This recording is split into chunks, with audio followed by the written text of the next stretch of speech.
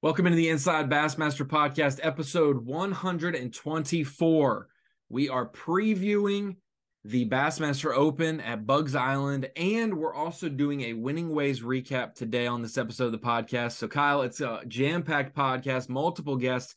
We're going to be Winning Ways edition of Lake Eufaula, where Justin Barnes took the two-day victory, weather-shortened event, where Ben Milliken smashed almost every record, came so close to so many different records at Toledo Bend for the second stop of the season. And then we get to talk to Jack Dice today to preview Bugs Island in Virginia, Kerr Reservoir, the third stop of the season. So we got a jam-packed episode today with a couple fresh faces that are excited to be in the Bassmaster Opens for 2023.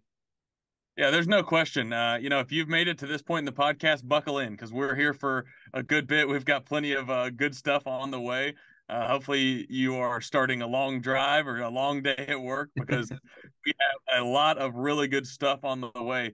Like you said, going over the first two opens, obviously both of those opens were fantastic. Big weights, big bags brought in. I mean, it was great. And then, obviously going to switch gears a little bit at Bugs Island, one of the tournaments that, guys were really excited about, yourself included. And, even Andrew Upshaw on one of our previous episodes mentioned this was a lake and an event that he was looking forward to. So lots of good stuff coming up, and I'm looking forward to talking to our guest.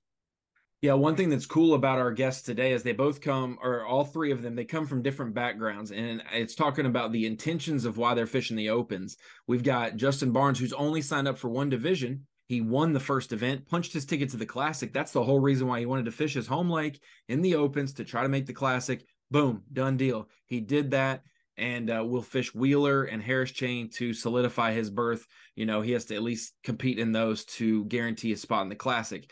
Then we have guys like Ben Milliken and Jack Dice, who we'll both talk to today, that have a long-term approach in there. They have 9 shots at the Bassmaster Classic if they were to win one, but they also have the hope of being in the top 9 for the Elite Series through our EQ points race, the Elite Qualifier points race. And so obviously Ben Milliken getting a win and a top 5 in the first event, those two events are carrying him big time. He is in the points lead, tied with some folks. It's amazing though, Kyle. I'll say this. Through 2 events of the season, we have had 7 different anglers, or actually, sorry, we have had the same 7 anglers get a top 20 at Eufaula and at Toledo Bend. And you'll see them represented at the top of the points race for the Opens, and I'll go through them right now. Ben Milliken, Brett Cannon, John Garrett, Matt Henry, Trey McKinney, Jacob Bigelow, Wesley Gore. Those 7 have gotten a top 20 in every Open so far this season for both events. So the points race is absolutely about as tight as it can get. Ben Milliken has a 5th and a 1st, and yet he's only tied for the points lead with Brett Cannon, who has 2 third-place finishes. Then you look 2 points behind them. John Garrett with 2 fourth-place finishes is just 2 points behind them, and they almost all have maximum points. Then we've got a little bit of a gap, about 10 points to Matt Henry or so, and then you have Trey McKinney in 5th place, a young stud, just got 2nd at Toledo Bend, 18 years old. He's won the AOY for the BFLs in his state back-to-back years. So when he was 16 and 17, he won the BFL Angler of the Years. Absolutely incredible top 5 that we have right now. I kind of glossed over Matt Henry, but Matt Henry from Georgia, he is one that Justin Kimmel, our friend, formerly with B.A.S.S University, that just called me out of the blue in the offseason and said, you need to keep an eye on Matt Henry. So we hope to have all of these different guys on the podcast at some point, but we know for sure we will have Ben Milliken on today's episode, and he gets to tell not only his story at Toledo, but his story overall. So I'm excited to jump in with our first guest, Justin Barnes, Kyle. We get to talk to the Ellaville, Georgia native that's on the east side of Lake Eufaula in Alabama. So let's kick it off. Winning Ways episode for the Bassmaster Opens 2023. Stop number 1 and number 2 begins right now. Kyle, our first guest on the podcast today for the Winning Ways episode of the Opens is Justin Barnes from, I think it's Ellaville, Georgia. Is that how you say it? That's right. Ellaville, Georgia, and that is on the banks of Lake Eufaula, the first stop of Division I, which also features Wheeler Lake and the Harris Chain. And we have our champion, Kyle, Justin Barnes, with us. And Justin, congratulations on winning that a few months ago. There's got to be a lot of pressure on your home lake. So for you going into your first Bassmaster event, the first Bassmaster Open you've ever fished on your home lake, Do you have some expectations? Do you have some nerves out there as well? Yeah, man. First off, thanks for having me. And to talk a little bit about the tournament, I was, my whole intentions of fishing that thing was to try to win it, obviously, to go to the Classic.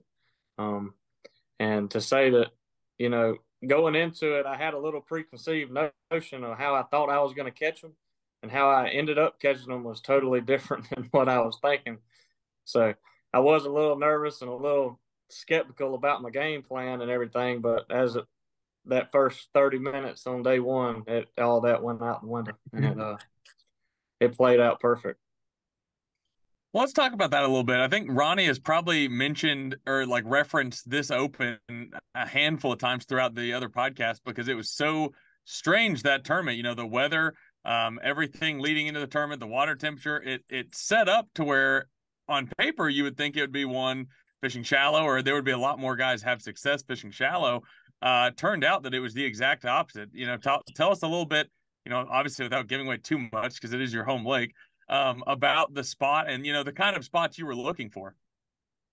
Yeah. And I going into the tournament, I kind of thought shallow would play a lot more than it did, but as anglers, we always try to stay ahead of the fish, and we're always wanting it to happen before it actually does happen. So I started graphing some ledges in practice on, places I've caught fish in the years past, and I started finding groups of fish, and I was like, well, maybe this is the deal.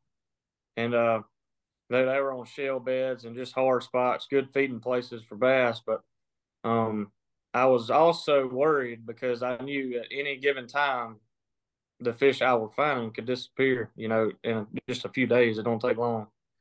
But it ended up it panned out and worked for me. But I was in the mouths of creeks on secondary points, catching them fish that was coming off of the main lake, and they were starting to stage up at the mouths, getting ready to move into spawn. And that's kind of the deal I ran from Lake Point all the way to the dam.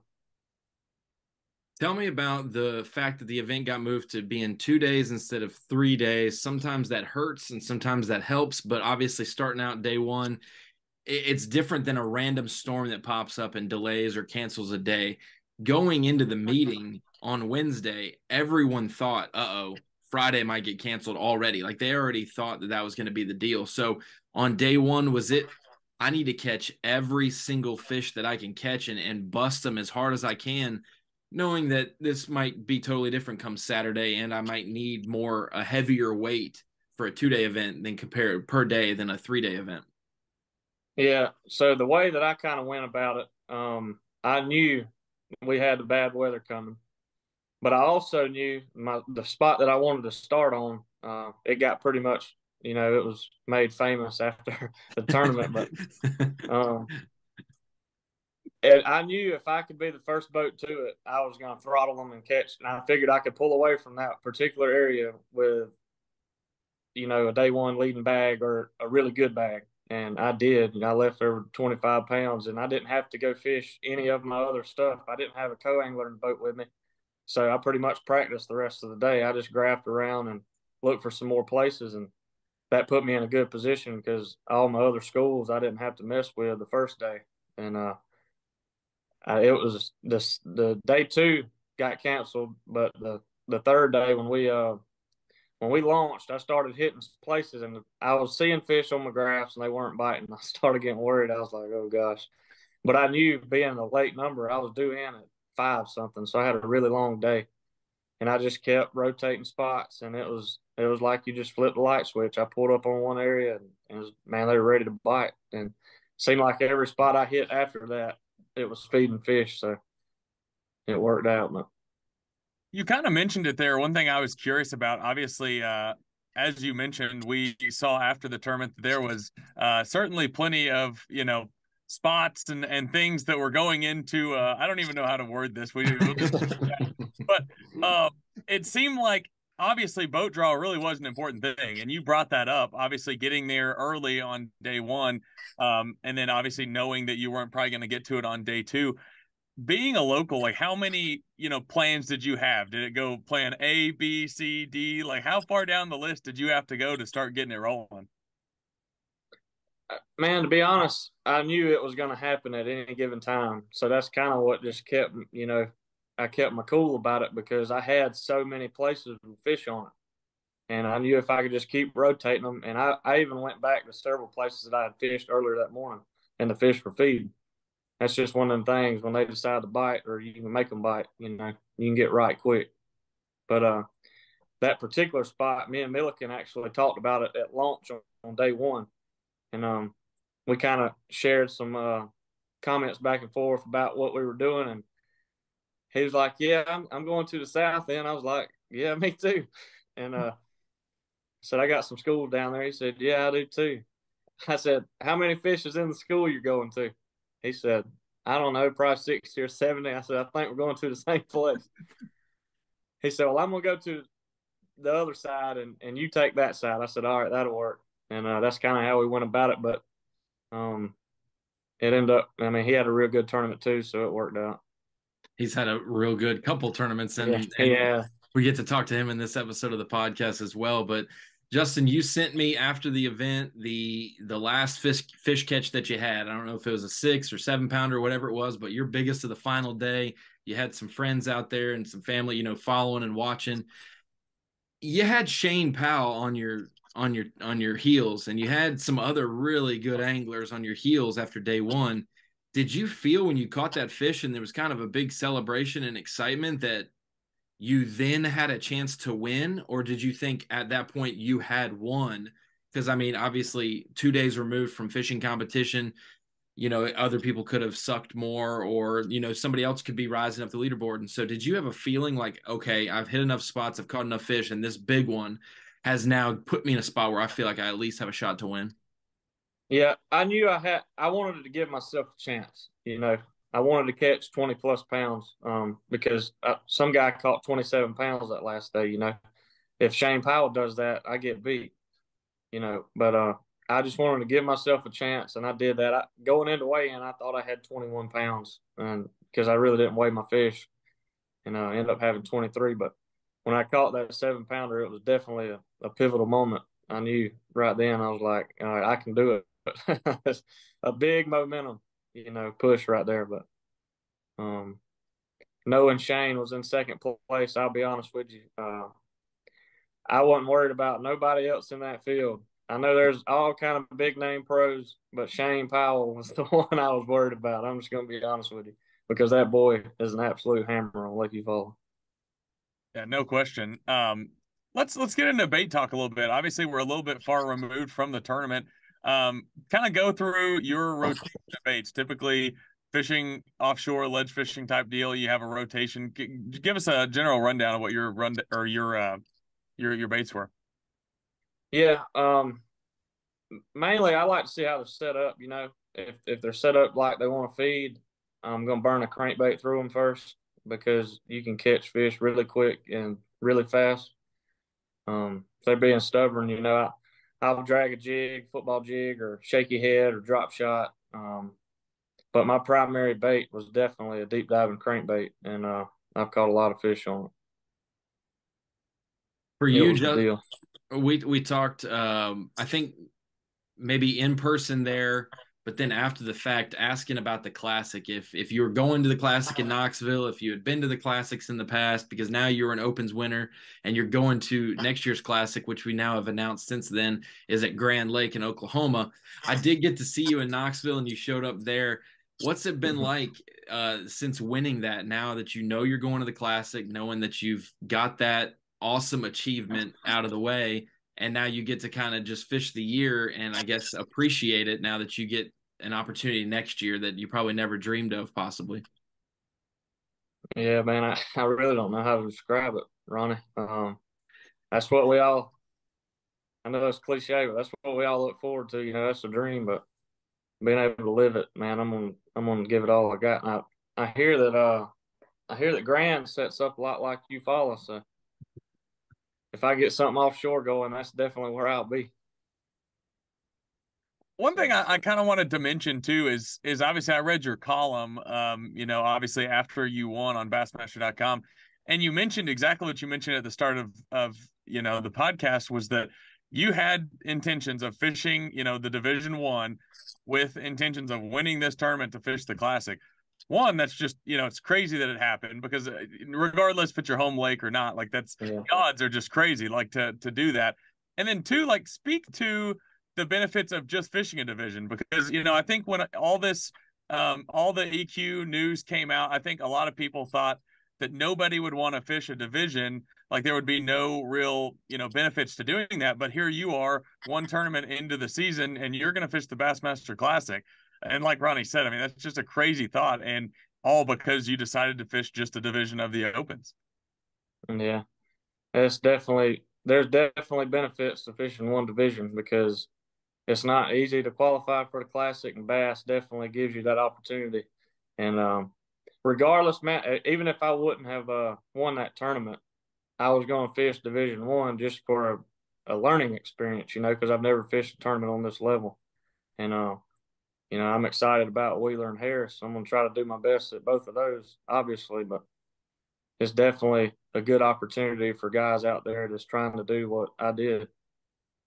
Yeah, and it's a great opportunity that, you won $45,000 or $50,000, somewhere in that range, for an Open. And then if you do find success at Wheeler or the Harris chain, you now may have some seed money that if you did want to, you either got sponsorship from companies, you got some good interaction with people around your local area that wanted to support you, and you wanted to maybe try for the Elite Series, you now have a little bit more money in the pocket to do so, plus the guaranteed check at the Classic. And if you won that one, you wouldn't even have to try to qualify for the Elites. that punches your ticket automatically. But speak to us to the level of how good Lake Eufaula is, because it's been up and down. It's been, through the years, but every lake seems like that. Toledo Bend's had those moments. I mean, Lake Murray in South Carolina had those moments, and we saw how good it's been right now.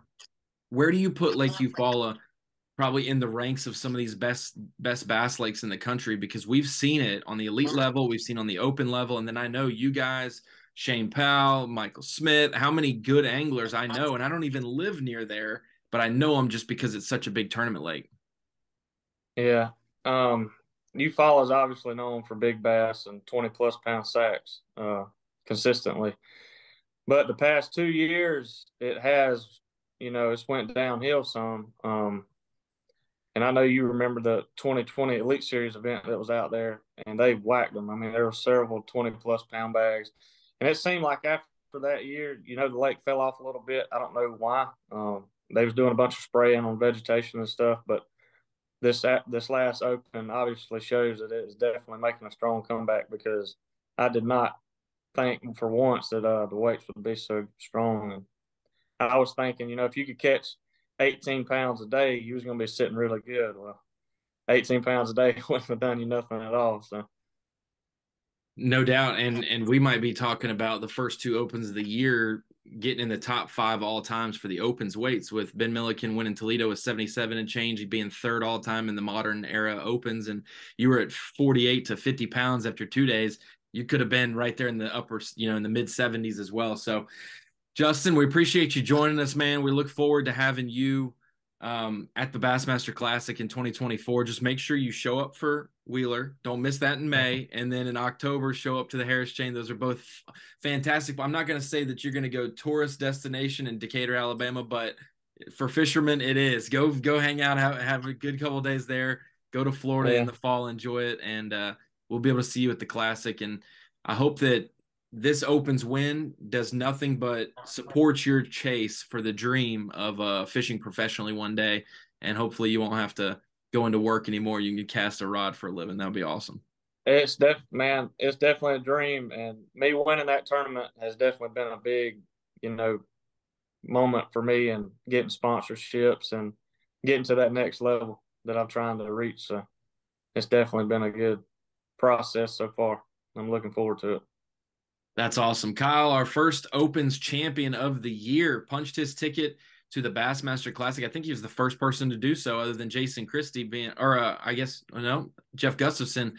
That would have been after it. So our first Opens winner punches the ticket first out of anybody. Justin Barnes, appreciate you joining us on the podcast, man. And we will see you hopefully down the road. Maybe you win another Open. We'll talk to you once again on the Winning Ways show. Yeah. Y'all. Thanks for having me. I enjoyed it. Awesome. Kyle, Justin Barnes, Bassmaster Opens champion and first winner of the year. And Kyle, as we said on today's Bassmaster Opens Winning Ways podcast, our most recent champion on the St. Croix Bassmaster Opens, Ben Milliken, got it done in record fashion, 77 pounds, 14 ounces at Toledo Bend for the second stop of the season. And Ben, welcome to the podcast, man, and congratulations. I don't know if you could have scripted a better two events to start off your Opens EQ season for sure. Yeah, thanks a lot for having me on, Ronnie. I appreciate it, guys, and thanks for the kind words. Yeah, it's been a better start than I ever could have imagined. Obviously, first and fifth, and I don't even know where it goes from here, but we'll see. One thing I was going to ask, Ronnie said that last day, the total weight, that last day of the tournament, did the record, cross your mind? Was that something you had your eye on, like potentially trying to get the 3-day record for an Opens? Oh, no way, man. I wish I could have been at ease mentally with that, but no, man. I was just trying to catch enough to win. It's all I could think about since I got those fish in the live well on day one. I was like, I gotta not screw this up because I know what I'm around. And yeah, I've even been asked if I did any research Friday night about Grand Lake before the tournament Saturday, since it's off limits to me. And I was like, if I even had the mental capacity and time to look that stuff up, I wouldn't have, because I would have thought I was going to jinx myself and do terrible Saturday. So, well, and good luck getting good internet service at Toledo Bend to get enough research in. You'd have to do that definitely on the way home. But going into that final day, obviously I help run our Bassmaster YouTube channel. I'll be asking you for tips and tricks for sure on how to grow that bigger and better, because you've got one of the biggest fishing ones out there. But looking at all the comments, looking at all the hype and everybody excited about it, everybody had said, it's game over. And people were thinking that I was necessarily a hater, because I was like, whoa, hold on just a second.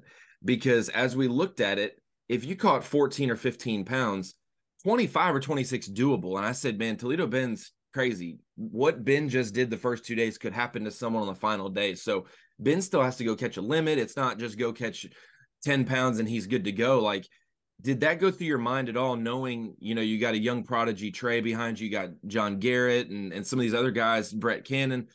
You're like, man, it was 20 still your goal? Did you think 20 would have no doubt gotten you the win? oh, absolutely. I knew it wasn't done. That's for sure. That I had a long ways to go, a lot of work to do. And that's the way it worked out. I knew I had to at least catch a limit. I wasn't really around a lot of those fish that were in the 2-pound range. So I didn't think if I caught a limit, it would be 10 pounds or anything. But, and really the last day was more of a grind, I think, than a lot of people realize. I got off to a slow start and I had some adversity, and some demons were starting to creep into my head. But I knew if I could get to 12 to 14 pounds, that Trey would have a really tough time catching me. He'd have to catch 26, 27, 28 pounds, which a 10 or 12 pounder at Toledo can do that. So that's always scary. But at the same time, I wasn't going to just go punt and leave what I was doing and abandon things just to be conservative and try to get that smaller, consistent limit. I knew I had to just go with what got me there. And luckily, I had a really conservative numbers type of presentation and bite that I had going alongside that big bait. Well, we'd be remiss not to, talk a little bit about the spot, your bait rotation, things of that nature, being that it's the Winning Ways show. So, the locations that you found, talk about how you found those in practice, of course. And then obviously, if you looked at Bassmaster.com, everybody sees the photos of you throwing, swim baits that are bigger than the fish that Ronnie and I catch. But like, you had a rotation of baits. So talk about, the spots and then the bait rotation, of course. Yeah, definitely. So in practice, the very first day, I got kind of lucky, but I was scanning offshore and I found this group of fish in like 22 to 25 feet of water. And I was really excited the entire practice and tournament, because I thought I was going to do really, really well in that spot, because it was on the main river channel. I figured the fish would keep coming out as the water, it looked like it was starting to drop a little bit. Those fish were wanting to come out after they spawned. I thought it was going to load up and just set up great for me. When I found those fish, I casted, and first cast I caught a 6, next cast I caught a 3, next cast I caught one almost 7. And I was like, all right, I'm leaving it. First day of practice. And as practice went on, I would go check those fish every single time. They would be there as long as there wasn't a boat nearby. I would go scan the spot, and they stayed there. They were good to go. But I also realized how volatile these opens are with changing conditions and boats and tournament guys and local tournaments and stuff like that. So I knew I had to go find something else. And so I was surprised I never found another good offshore spot, but what I did find was there was a threadfin shad spawn going up on some of these clay points. And so these hard clay points that have been washed away by current or wind or both over the years. Just a great spot in Texas and these lakes down here where the threadfin and later on the gizzards move up and spawn. And so I tried the traditional crankbaits, spinner baits, jerk bait, shad style stuff that you would think to catch fish on a shad spawn, and I would get some bites, but far and away dragging was the way to get it done. And specifically a Carolina rig with the 6 cents hog walla, nice long leader up there shallow. That was the absolute ticket for me. And that was going into it. I had found all these points, and I would stop on one. I caught a 4-pounder in practice, and then the next day I stopped on a different one, caught a 4-pounder, and I was like, all right, I don't think these are the fish to win it, but I know I'm going to have this in the tournament as a secondary thing, along with that deep spot. Tell me about how someone like Ben Milliken practices for an open. Obviously, you just told us about, looking for different spots, depth-wise and things, but for a guy who's a big bait angler and someone who seeks out that bite, where do you go in the process? Does map study prior to the event help you on seeing, hey, these places like this, or is it looking at forward-facing sonar on high percentage places? Because Toledo Bend's huge, and I believe I'm correct on this, that you had never been to Toledo before this. So taking that practice time to break it down, but specifically seeking out a big bait bite, or now is it to the point where you're fishing for more unpressured fish with the forward-facing sonar that they're more susceptible to bite a big bait? So you just need to find the fish and then make that bite work. But I just always, it's interesting to me how people seek that out, like Chris Zaldane or guys like that on the elites, when there's a lot of pressure on the line just to catch fish, how you go and dedicate time to that, because it could be a whole day without finding anything productive for your style, Yeah, of course. And it's different every tournament. These first 2 tournaments, I knew there'd be a lot of offshore stuff going on. So I spent a lot of time behind the wheel of the boat, scanning for both of these first 2, the large majority of practice. I think in the 4.5 days of each tournament, I've now put 87 hours or something on my Camus. So, and that was brand new. So it's a lot of scanning like that. But besides that, leading up to it, it's a little bit of everything. It's map study. It's experience just fishing this time of year in the spring with this post-spawn period that I figured would be happening, because when I did stop there one day pre-practice, the last day was the only day I'd ever been on Toledo before this. And I noticed there was a lot of fish that were already done spawning then. And so I figured there'd be a lot heavier of a post-spawn bite.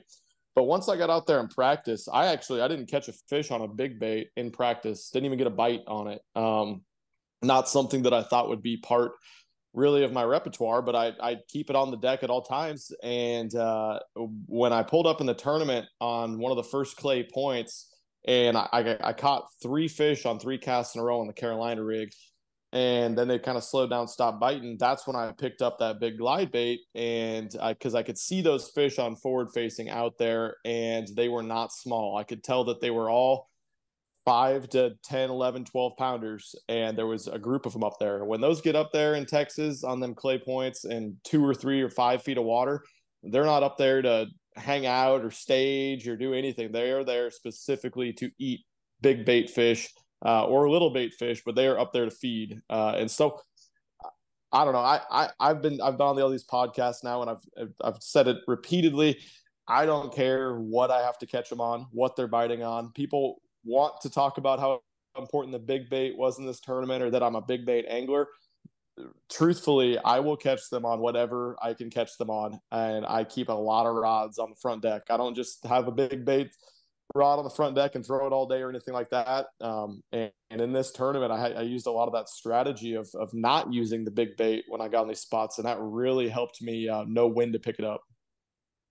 So it's fair to say that would be like a bit of a misconception, because I think, we've had guys in the past, of course, fish the opens, and they're big bait guys, and people think that they're out there basically trying to prove everybody wrong that you can fish a big bait and have success. Like for you, that's not the case. Like you're doing whatever it takes. And if that opportunity presents itself, like that's the route you may go. 100%. You cannot have I think a problem with the big bait guys. You can't have an ego about throwing a big bait. Like you can't sit around and wait for them to finally commit to it, or finally the bite window opens. Like it's silly, but it's an ace in the hole. It's an advantage I have to have all this experience with it, to when it does line up like it did here at Toledo. I capitalized on it with some giant fish, and really fish that wouldn't eat any other bait, any other presentation. And I might not catch another fish on a big bait the rest of the year, and I'm cool with that. But it'll be on the front deck every single tournament, and we'll roll with it. It's funny you say the ego deal about big bait anglers. That's how it used to be on the Elite Series, it seemed, with frog fishermen. They would dominate 3 days of an event. Going into the final day, they would lock it in their hand and they would die with it. And now I feel like that is the big swim bait deals. And I don't even say big swim baits, because some of these swim baits are 6 to 7 inches, which is, Fred Rambanis, former Elite Pro, explained to me, like, hey, we think it's huge, but a 6 to 7 inch bait is the same profile as maybe a 6 or 7 inch Senko. We'll throw that around and we're not afraid of it, but there's something the same length. It might be, taller and a little wider, but it's the same length of baits we would maybe say are finesse. But Ben, for you, did you have these events circled on the calendar for the Bassmaster Opens EQ season because you thought maybe it could be your style? Obviously, you don't have preconceived notions going into a full-length season, but for someone who has spent so much time dedicating and seeking out bigger fish, that in these heavier weight possible tournaments, those are definitely ones where other guys don't know how to thrive in them, and you could. Did you have these two circled, even though you probably had never been there a lot of days prior to this? Yeah, so that I didn't really have them circled. I had Eufaula circled more so than Toledo, because I thought I was going to live scope them on a jerkbait over brush and stuff like that. And the funny thing is, I didn't catch a fish doing that in the tournament. I caught them offshore cranking and dragging on some of the staging spots, which is it's interesting. I was actually really worried about Toledo because I had no experience there. It's massive. I knew there was a lot of different stuff going on. I knew there was a lot of guys in the field that are doing the EQs that have had a lot of experience there, and a lot of locals that have a lot more experience there. So I was like, if I can get through Toledo, I'll have a better chance to kind of keep the train going. But I did know in the back of my head, like, if it turns into a slugfest, if the big fish show up, I do know how to catch them for sure. And it all just kind of lined up well for me. We're talking about the schedule. Obviously, on paper, like Ronnie mentioned, you look at these first two tournaments, and it obviously suits your strengths really well, at least on paper. Is there, another tournament or two that you're looking forward to, like you've got circled specifically, or are you just, kind of taking them one by one? I'm really trying to take them one by one. Wheeler, I think, is going to be another one right there in the wheelhouse that I'm excited for. Again, I think it's going to fish really small, and it's going to get beat up with all the offshore guys and 5 days of practice. But that's going to be really fun. And then we kind of got some grinders towards the end of the season. I don't know anything about Florida fishing. I've never fished there before, but I think there's obviously going to be a lot of big fish on the Harris chain. So if we're going to talk about slugfests and big fish tournaments, Wheeler and Harris chain for sure. But like I said, man, I'm down to grind and catch 2-pounders at Bugs Island and at Watts Bar. And I know Lake of the Ozarks is going to be a really tough event that time of year. So we will see. I'm excited for a guy who grew up in the Carolinas. I'm excited for Bugs Island because that's one that's like the 1990s, like boat to boat, black and white TV for Bassmasters, because it's been that long since we've been there. But Ben, tell us, we've talked about Toledo. Congratulations on that. Like we were saying, you're so close to that record of Gerald Swindle's Toho record of 80 pounds, I think 11 ounces. You were just a few off of that, and right behind Corey Johnston's St. Lawrence River win just a few years ago. So in the modern day Opens, 3rd overall for the biggest winning weight of an event. Congratulations on that. But Ben Milliken, going into 2023, at what point in 2022 did you say that you were going to fish the Opens? And was it to make the Classic? obviously it's to make the elites because you're fishing all 9, but what has driven someone like you that doesn't need to fish tournaments to make a living, that's doing very well in your category and where you're at? What has driven Ben Milliken to make this jump and to put the limelight on him, whether it's good or bad at times, you know? Yeah, I've always been a super competitive person playing sports growing up, and I've fished a ton of tournaments over the years. I've fished tournaments for 10 years before I even started doing this YouTube thing 6-7 years ago full time. And so I've always been super interested in tournament fishing. I always followed Elite Series every single event.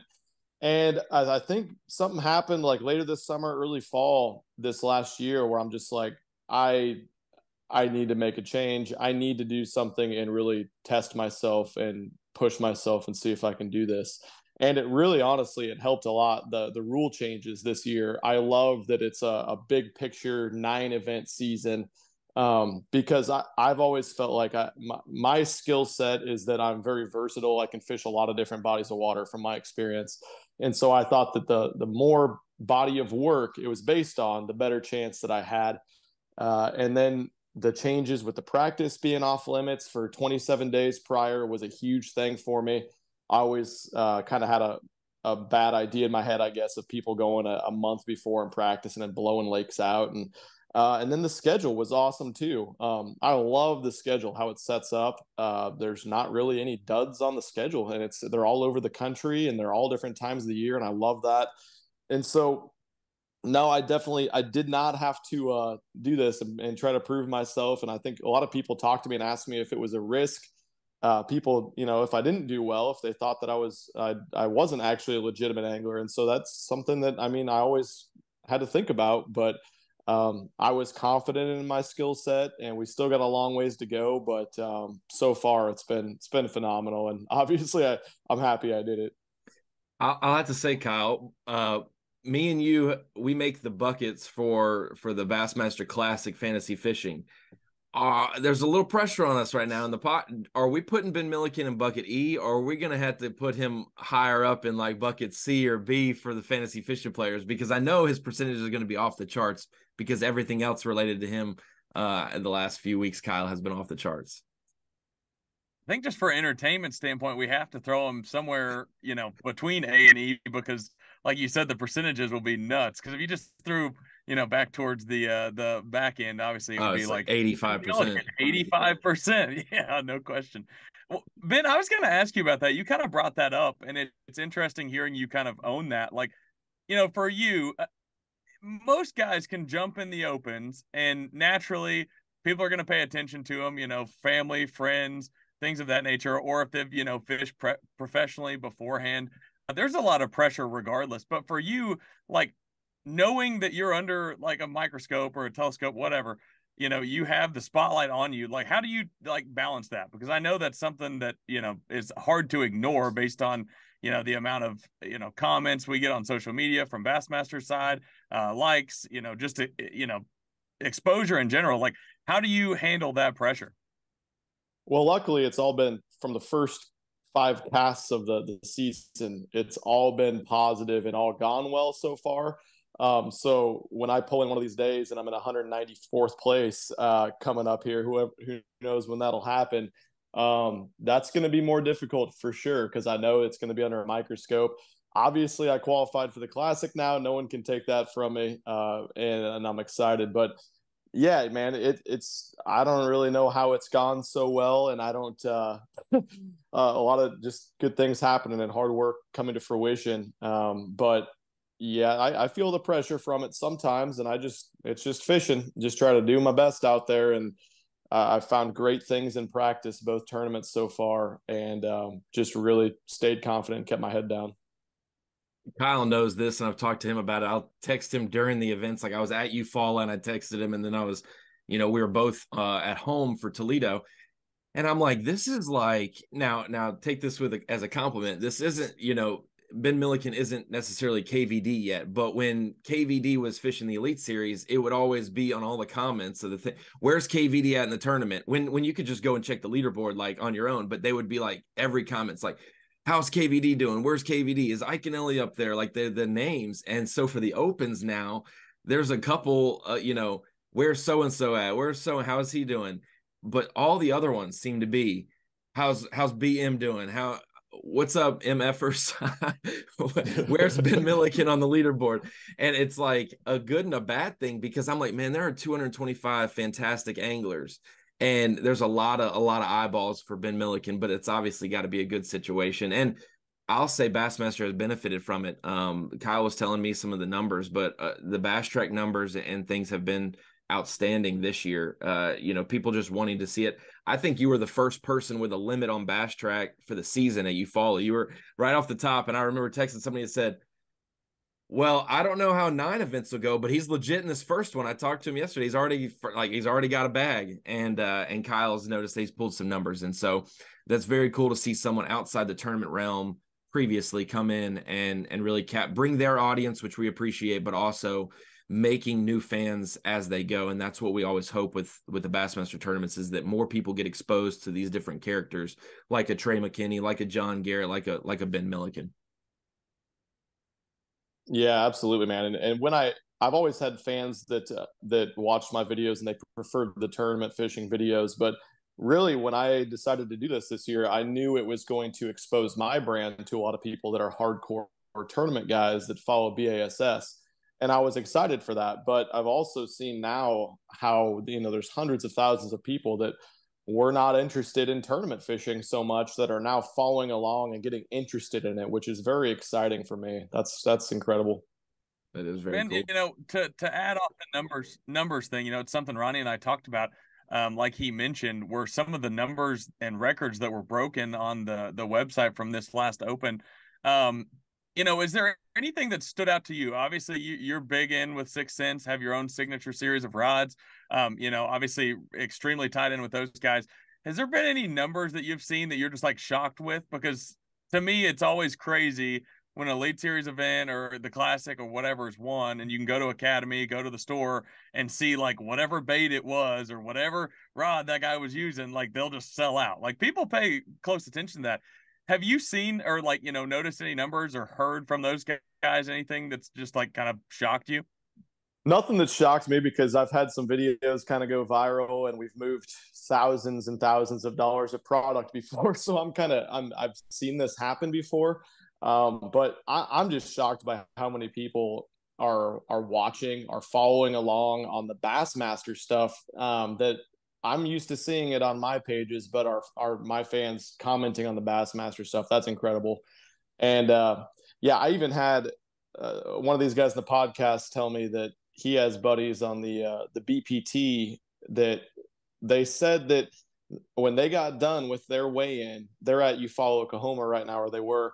When they got done with their weigh-in, they got on their phone as quick as they could to look up the weigh-ins, but they weren't looking for their event. They were seeing how we were doing over at Bassmaster in the Open, which is kind of gives me chills, and it kind of blows my mind. There's that many people that are just following along.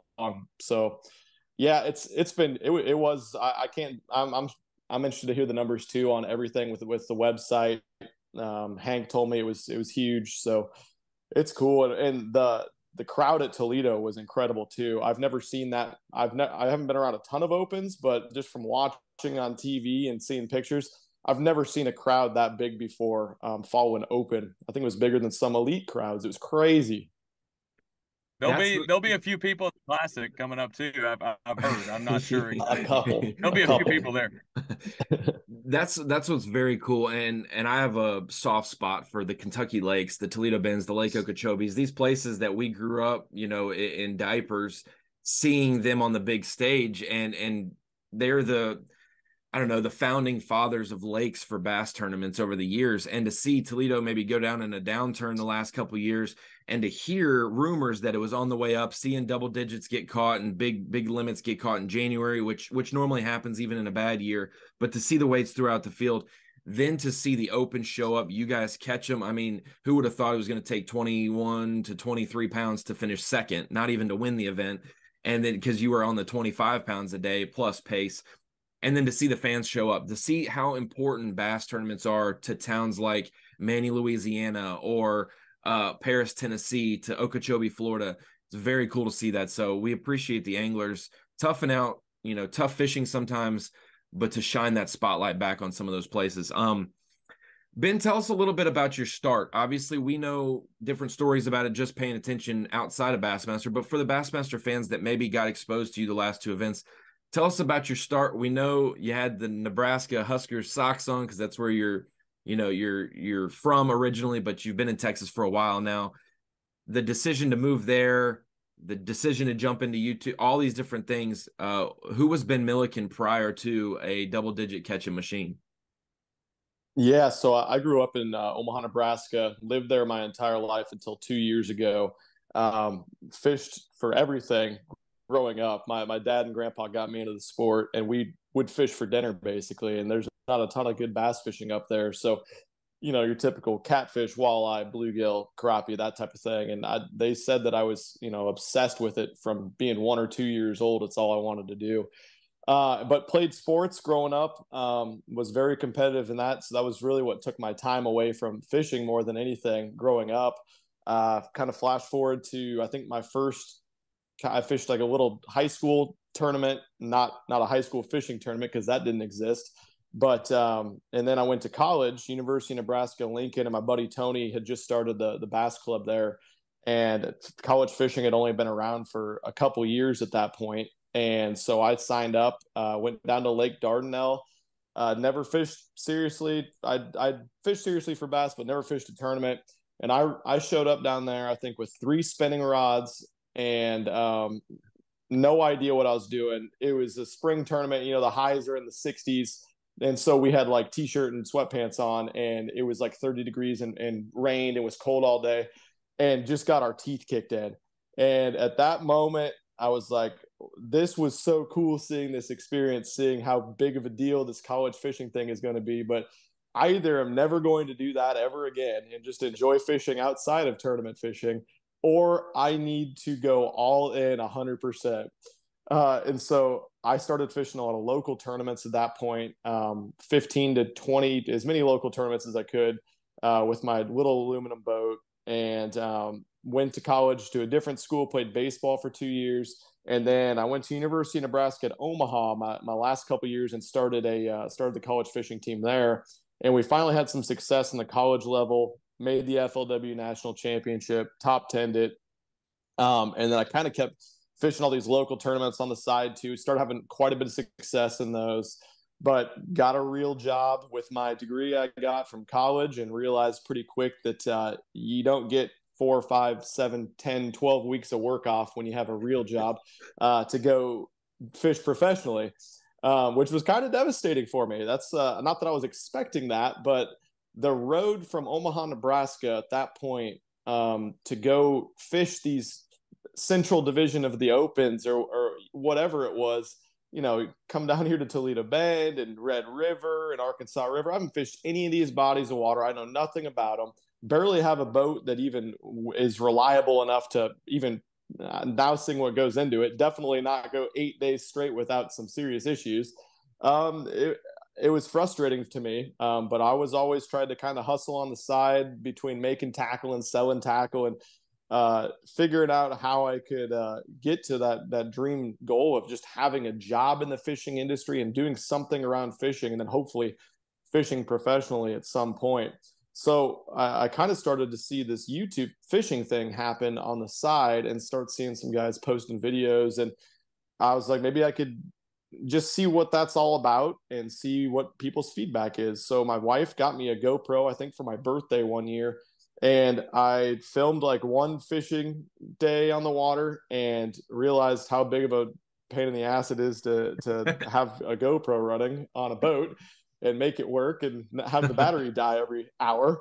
And then I was like, well, that's probably not going to work, but it'll be kind of fun to do once in a while. And then I randomly shot some tip videos in my garage and threw them up on YouTube and didn't look at them, nothing, for like several months. And then I went back to them and they all had like 40 to 80,000 views, these first videos. And I'm like, okay, I don't know what that means, but I have a couple thousand subscribers now. I don't know what that means or why that matters either.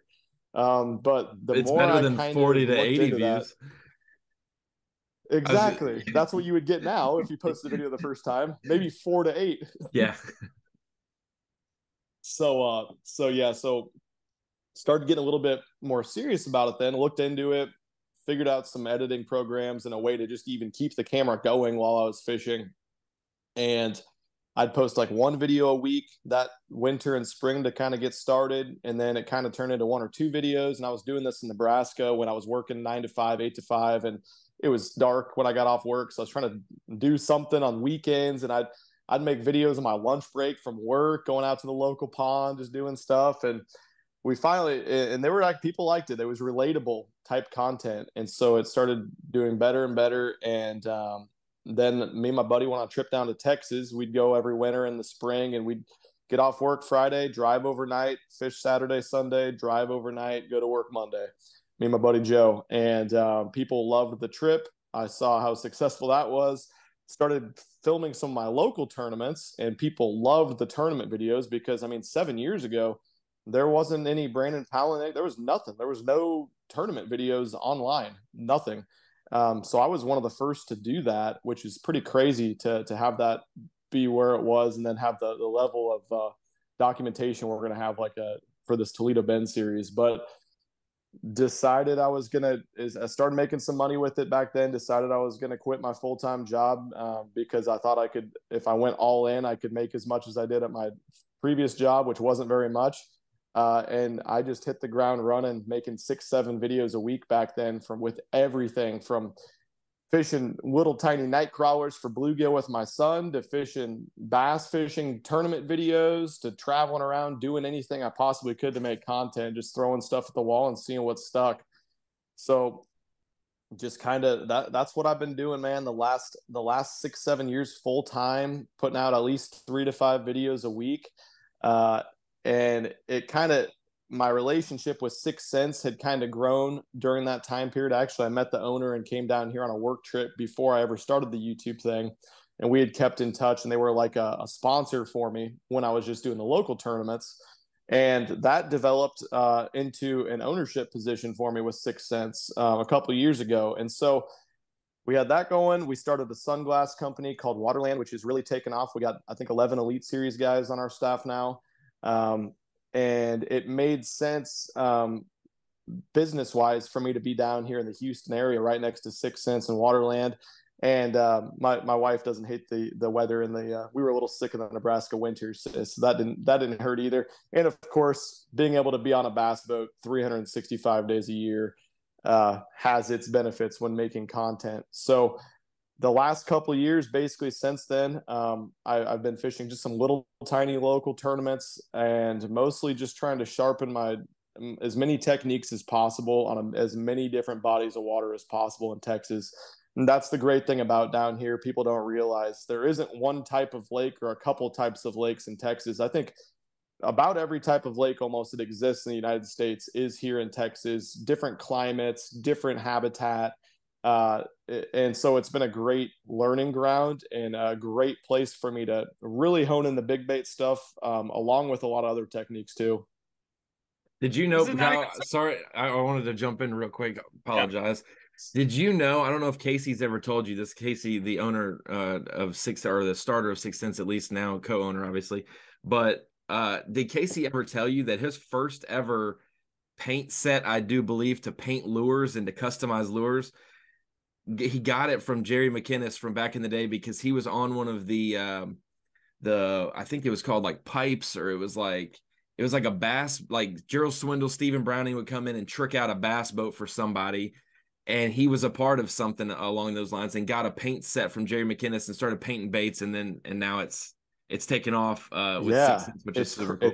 It's crazy. Yeah. Him and his partner won the college national championship, one of the divisions.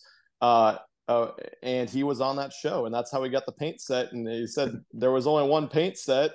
And at the end of the show, he looked at his tournament partner and said, "Well, do you want it?" And the guy's like, "Hell no, I won't use that." And so Casey took it home to his dorm room, and here he is. I mean, he's still one of the most talented airbrushers in the world with painting baits. He's incredible. And he even still does it. We got Casey's Customs up on the website that we auction off every once in a while, and they're just freaking dialed, of course. But yeah, crazy how the company got started. I was just gonna say, like, hearing your story and like your start, and like you said that Dardanelle tournament, bringing 3 spinning rods. Obviously, it's a lake that Ronnie and I have fished a lot. I grew up in Central Arkansas. It's really fascinating. It's not even so much a question as so like a statement, like how this sport is so unique to others in the sense that, in baseball, like you mentioned, like you either have the bat speed or you throw 95 or you don't. Like you in basketball, you're 7 foot and you're talented or you're not. Like in bass fishing, you can start there and make it to where you're at. Like it's not easy. That takes a lot of effort, a lot of time, and a lot of energy. But like, I mean, this sport is really fascinating because hearing that story to where you're at now, is that like hard to even comprehend? Absolutely. Yeah, it is the cool thing about it. And it's something that also I have a hard time wrapping my head around with Trey being 18 years old and knowing and competing at the level that he is now. I don't understand it, how it's possible. I'm almost twice as old as him, and I feel like I'm one of the young guys out there. You are. So it's crazy. Well, it's Trey, just bizarre. And Trey, speaking of that, he's got a good family line. He's cousins with Trevor McKinney, who's won the college bracket to make the Classic before. And he's a back-to-back angler of the year for his BFL division in Illinois. And he's just turned 18. Like, so he had won it when he was 16 and 17. So the sky's the limit for him. So it was cool to see you mention that on the weigh-in stage and things like that for that, because you're new in the Bassmaster tournament realm. He's new to life, basically, being just turning 18. And to see that, hard work pays off no matter how old you are, no matter what your background is. Our best angler in the Elite Series over the last few years, Brandon Polinick's from Idaho. You've got Brandon Lester, who's on a tear from the middle of nowhere, Tennessee. Like none of these big cities have major anglers come out of them. It's always these random towns. They're almost all hometown classic heroes. champ from Canada. Yeah, exactly. Yeah. And he doesn't even have like a road in Canada. He just like lives in it. He's like, mail the baits to this because I got to go pick them up because I live on the back end of a road. Like I got to get helicoptered out of here if it snows, So it's very, very cool. I wanted to talk to you about this. I know it'll probably get mentioned in other podcasts, but I hadn't talked to you previously before this season. But I remember at some point last year, and you know how fishermen are. We'll be sitting there watching TV and something fishing related in an NFL broadcast, someone says an analogy or something, and we sit up and we're like, oh, snap, I know what they're talking about. I remember watching a TV commercial, and all of a sudden they pan the camera, and then there's a boat. And I was like, whoa, there's a boat in a commercial. How in the world did Ben Milliken become a pro, not an Orkin pro, but become a pro in a commercial like that?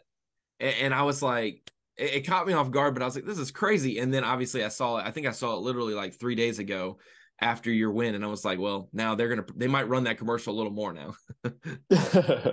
Yeah, that was just a really crazy, unique situation. It was the management group that I was with at that time just randomly hit me up. I was on a fishing trip actually in West Texas, and they're like, we got a commercial they want you to shoot if you're interested. They really would like you to do it. And I was like, okay, when is it? And they're like, next month. And I was like, well, that's a quick turnaround time.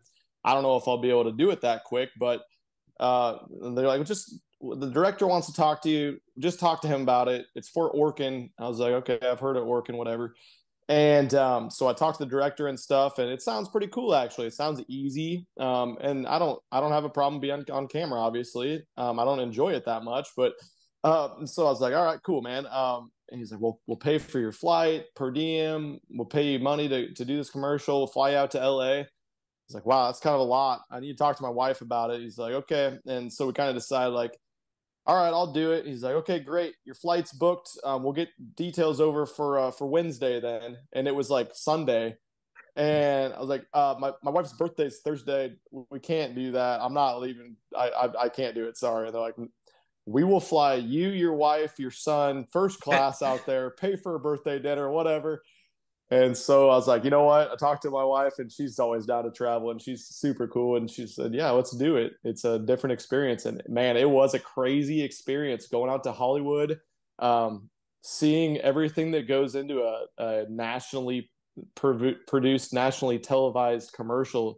200-person crew with this staged house that was in a real neighborhood that they rented out, and doing wardrobe and sending all these pictures to the directors and all this stuff, and going through the lines. And man, it was wild to see what goes into one 30-second commercial. Well, I don't really have a whole lot to add to the commercial, but this is something that I've been thinking about here for a little while. I was thinking about this on the way to work this morning. So obviously you're a big bait guy. People know that, of course. I hate to go back to fishing, but we're headed there. But like, I want to know like Ben Milliken's perfect bite. I guess that's what I'm calling it. So like, for example, like for me, it'd be like there's like one isolated bush out further than everything. You flip a jig in it, the bush shakes, you set the hook, comes screaming out of there. Like that to me is like my perfect bite. Like what is like your perfect bite? Like if you could only have one for the rest of your life. It might be what I just did right there. I know it's easy to say, but when they get on big bait, like they did with the gizzard shad spawn, and they move up, and it's one of the few times of the year when those fish, those big ones that are extremely intelligent, get really dumb because they don't have a choice. That is about as fun as it gets on those points that come out of those clay points, especially when they're on that gizzard shad spawn. And it's also a time when, those 10 to 15 pound bass down here in Texas get really accessible.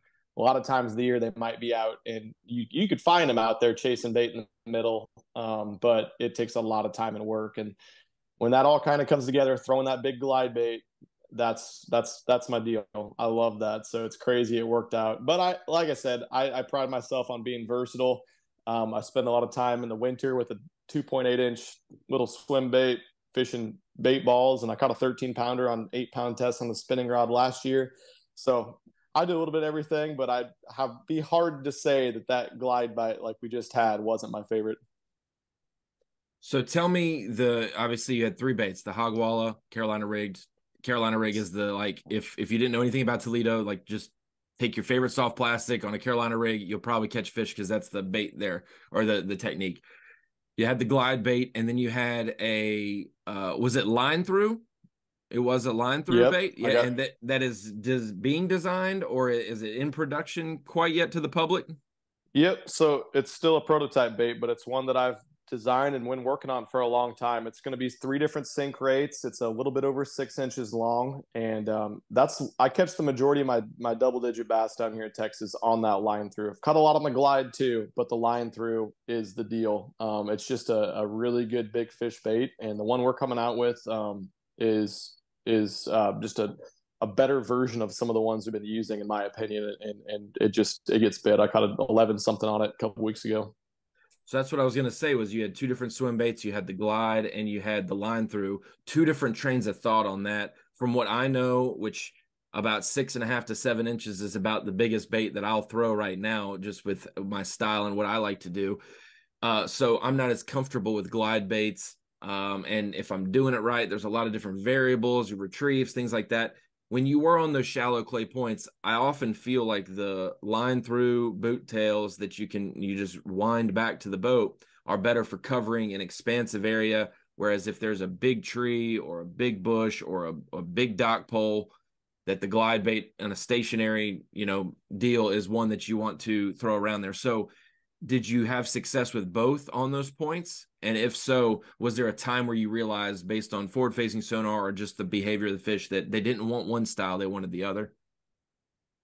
Yeah, so I definitely mixed in both. And those 2 baits are the line through and the big shad style glide bait are 2 of very few baits that a suspended bass on live scope, a big one, will eat and won't just follow. And so I know that from scoping around down here in Texas. But really, these shallow points, I was more so just panning up to make sure there was big ones in the area. They were so shallow, it was hard to target individual fish or groups of fish a lot of times.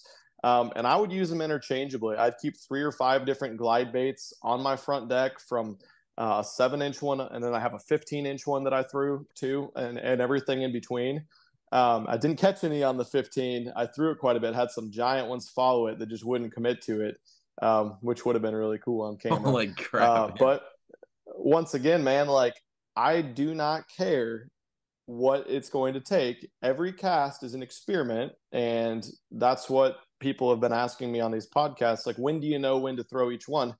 Well, 2 casts. I throw the hard one, and if they don't eat it, then I throw the soft one, and I can read their body language, and on to the next point where I'm going to throw my Carolina rig and maybe pick up the glides, maybe not, whatever they want to bite.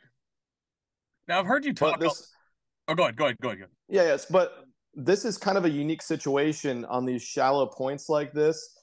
Usually I can scope individual fish with the big glide and the line through, but it was just a situation there. They were so shallow, and I knew that the shad were kind of, 3 feet of water, the shad are a foot or more off the bottom. So they're just scurrying around up there. Like, I can just bomb that line through over the top, and I can crawl it on the bottom. I can fish it up halfway through the column, whatever. Same with the glide. I can work it up high towards the surface, whatever. It really was a chance to just fire across and cover water with both baits, as opposed to just throwing at individual fish. I've heard you talk a lot about, understanding fish behavior, seeing how they react and act to certain baits and things of that nature. Can you pinpoint a time? Because I feel like a lot of people can, when they first were introduced, to forward-facing sonar. Was there a specific catch or a specific moment where you realized how big this was going to be moving forward? Well, the first time I got introduced to it was in California with my buddy Oliver, and we used it crappie fishing. And we really didn't maximize, because it was so new, 4 or 5 years ago. We didn't maximize how to target some of those big fish with a big swim bait. But I saw the pods of crappie, and I couldn't believe how fast they were blasting around through this cove, through these bushes, and they were all big ones. And you put it in front of them, you lead them, and they all bit. And so I was like, wow, okay, so I have to get that. I ordered live scope before I got back from California, and it was waiting for me when I got home. But then I had used it, and I had success and kind of saw fish behavior and stuff with it in some of those local lakes that summer. Well, then the next winter is when we went down and kind of exposed OH Ivy and had those first couple days there. And I was able to dial that thing out to 100 feet, crank the gain up, and the fish were suspended, rolling around. They were massive fish. And that was really the time then at OH Ivy, those first couple days, where it really opened my eyes to this isn't something that's just shoots out 40, 50 feet that you can see some flickers going on happening. This is something that you can get great feedback way far from the boat, as far as you can cast, and target these individual fish that were not accessible. And I mean, we caught a 38-pound bag the first day or something, and then we caught that 60-pound limit the next day after that. And ever since then, I try to make it happen and try to learn from it every time, because it's silly not to. Awesome. Well, Ben, I think we're gonna let you go after this last question of the opens. Oftentimes there's traveling partners, there's friends made along the way. Have you made any friends in the opens? Plan to stay with people? Is there kind of camaraderie, or are you still off, maybe to yourself as you kind of get comfortable throughout the season? And the second part of that question is, how in the heck did you and Austin Neary hook up? Because Austin's from the Carolinas, or that's where me and Austin met. And now it seems like he's never there, and he's always wherever you are catching big ones, or you're catching big ones and he's catching 2-pounders. Yeah, I'll have to play that back for him so he knows that. I'll send him the time code for sure. Please do. The camaraderie has been great on the opens. Everyone has been so respectful, and it's just a great group of guys. There's no bad eggs, it doesn't seem like, and everybody's out there for the same reason. And so that's been great. My buddy Brock from Nebraska, he's fishing all 9. I knew him from before. It's not something where he can obviously just we can follow each other and carpool on the way to the tournaments, because he's 15 hours away from me, but he's staying with us a few times. And then I got some other buddies that'll probably pop in randomly. Luckily, my wife and son have traveled, and they're going to continue to travel in the next couple. So that's been good. But yeah, and I met Austin this last summer. He got in touch with me because he started carrying a lot of 6 cents baits in his store. And I had actually heard him on a couple podcasts. And I was like, wow, that's pretty cool, because I followed the Southern Trout Eaters. I was huge into that DVD and everything. And I kind of found out that Austin fishes a lot of that area in those lakes. And so I wanted to get in touch with him, and then he got in touch with me, and I was like, perfect. And so we went out there last September to his area in North Carolina, one of the most beautiful areas I've ever seen and fished. Fishing was terrible, but we're gonna get a trip back after him. Hopefully You guys had a shot at a giant, but it just didn't get in the boat. That's right. Yeah, we had several shots, but I can't believe how beautiful that area of the country is, and some of those fisheries, the dynamics of them. Giant spotted bass, smallmouth, along with the big largemouth too, doing the same type of things, which is pretty crazy. But yeah, now Austin and his family came down here to Texas for a couple days, and we put him on some good ones. And then he was cool enough when he saw that the tournament was doing well. He flew out just to see the final weigh in there for me. So that was pretty awesome of him. That is very cool. Kyle, if you don't have anything for Ben, we're going to let him go. The second stop of the open season was dominated by Texas/Nebraska's Ben Milliken. Congratulations. Bassmaster Classic bound as long as you show up to Eufaula, Oklahoma and Lake of the Ozarks in the fall. I don't think anything is going to keep you from those two. So excited to see how the rest of the opens go. Obviously, Bugs Island's up next, then Wheeler, and then we'll be off and running halfway through the season. So, Ben Milliken, appreciate you joining us. Congratulations on your success, and hopeful for more of that in the future.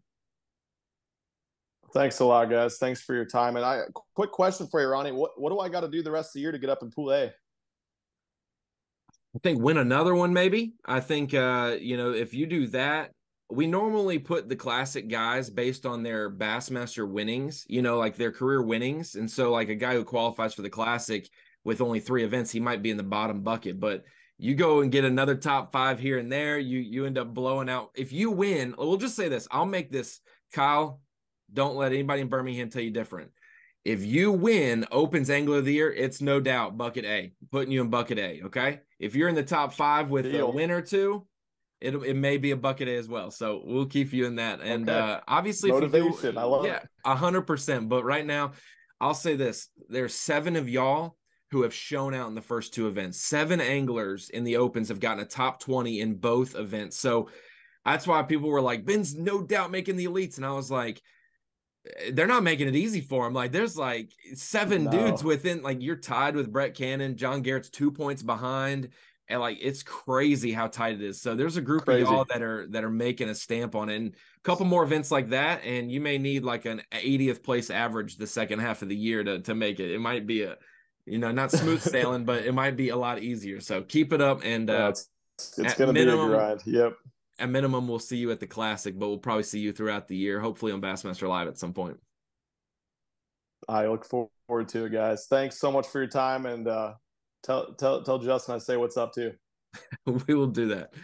Kyle, well, that's the Winning Ways episode portion of our podcast today, because now we kind of change gears and we segue into the next Bassmaster Open, which would be the first stop of the Division 3. If you're fishing the Division 3, you are signed up for Bugs Island, the St. Lawrence River, and Watts Bar. If you are a part of the EQ, this is stop number 3, so it's just as crucial as stop number 4, 5, 6. All of these lead to a Bassmaster Elite Series qualification, and I'm really excited personally to go to Bugs Island because it's not far from where I grew up in the Carolinas. It's a place that basically, if you saw it back in the day, nostalgia-wise, it was probably a black and white TV show for Bassmaster, it seemed, on TNN, because it was one of the stops in the 90s frequently. So I'm really excited to get to Bugs Island in that Virginia and then right above North Carolina portion. Yeah, absolutely. I know that this is one that, when the schedule came out, you were extremely excited for. And for myself, I'm excited for the nostalgia and the everything that, all the history that Bass has there. But for me, it's kind of different because I don't really know much of anything about Bugs Island. I mean, I've never been there. I've never seen it. Really don't know anything about it. So I'm really anxious to, get that tournament started and obviously hear from a good guest today on more about it. I'm going to be the rookie on this deal. I don't know what to expect, what to figure, but it'll be interesting hearing more about it, and then of course seeing it in the tournament. What I do love about the 9 events that are on the Open schedule this year, and I think Hank Weldon, along with other Bass staff, did a fantastic job of scheduling these, is that we have a bunch of new places, or at least unfamiliar destinations. We may know the lakes, but we don't know them on the Bassmaster Opens or the Bassmaster Trail as of recently. we know Toledo Bend, but that was in the spring compared to when we've had college events there in January or Elite Series events there in May and June, things like that.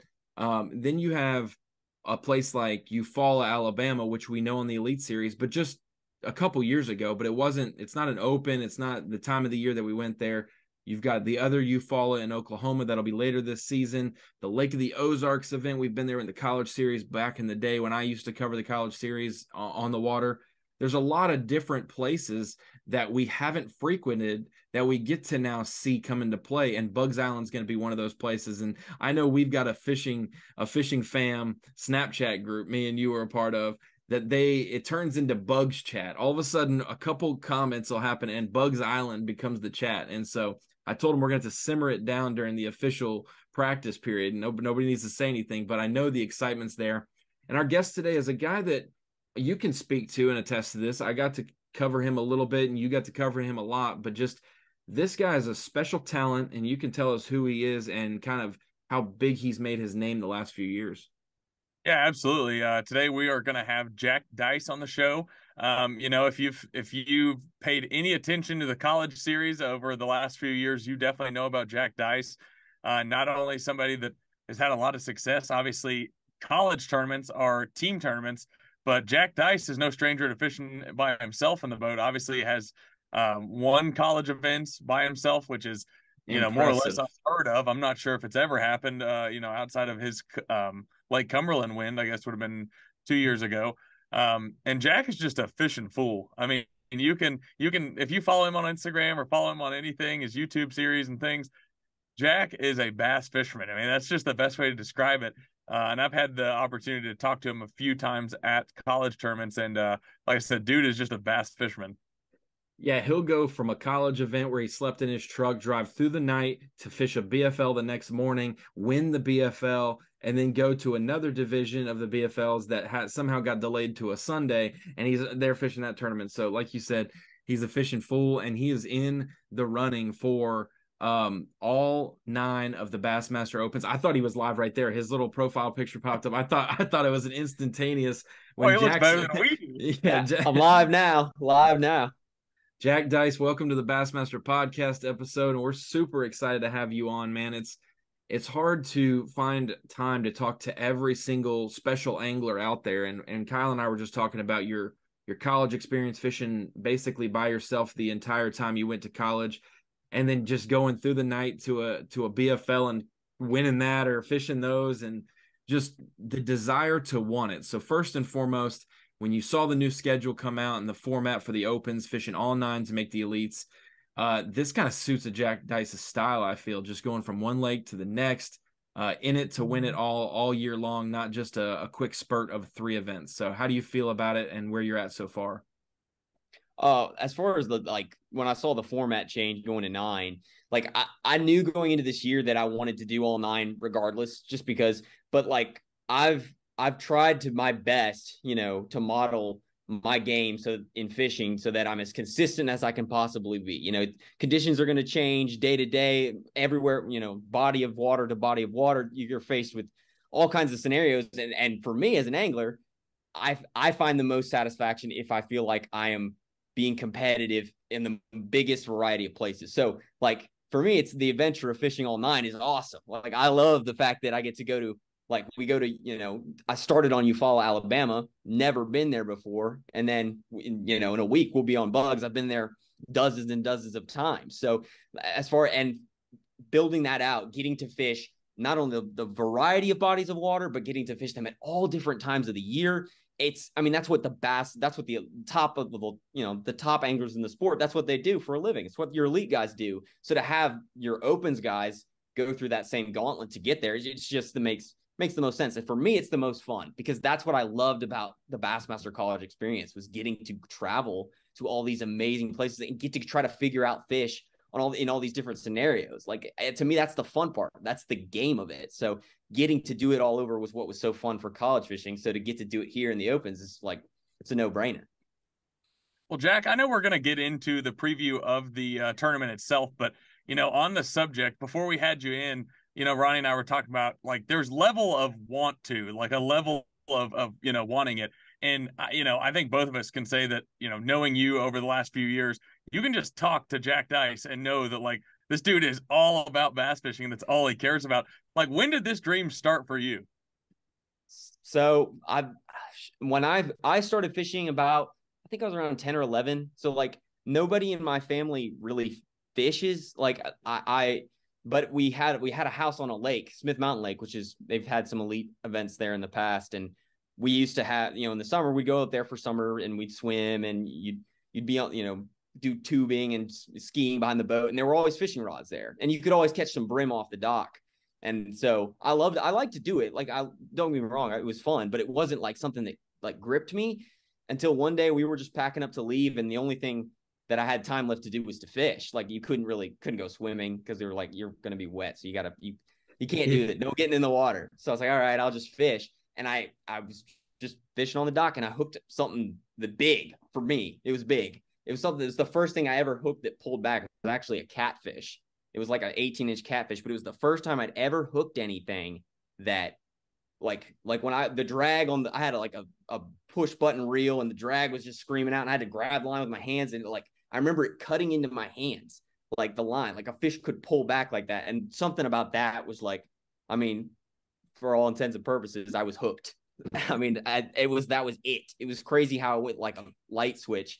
It was like, this is what I want to do all the time. And I was already into sports. I was, did high school sports, soccer growing up, and I'm, competitive by nature. So when I first started, like, I just wanted to soak in anything fishing I could. And so I turned to the TV on. I went to the library and checked out Roland Martin's 101 Bass Catching Secrets. And I went and turned on the TV and saw Bassmasters. And then when I saw that you could combine tournaments, like you could do the competitive thing and the fishing thing, again, it was a no-brainer. It wasn't like, oh man, maybe I'd like to try that. It was like, no, that's what I want to do. Like, I didn't even have to do it. I just like, yeah, that's what I want to do. That's fantastic. That's a story that, I mean, everybody wishes they had a story like that. I feel like I slept so many days on the back of my dad's boat and I'd wake up for an hour and fish and catch one and then go back to sleep. And I was like, man, Dad, you've caught 3 all day and I've caught 2 in my 2 hours of fishing. I need you to step it up. So those are the memories I have, not hand lining in a catfish to do it. So that's fantastic. But looking at the Open so far, 225 boat field. You're used to that with the college series and that big of a field and how you can feel just kind of behind the game or like the mountains on top of you after day one of an event. If you're in 150th place, like what do you do? But you always have to have in your mind, it's day one, it's day 2 of a 27-day season. And it's not all do or die today, but I just need to get a little better each day of competition.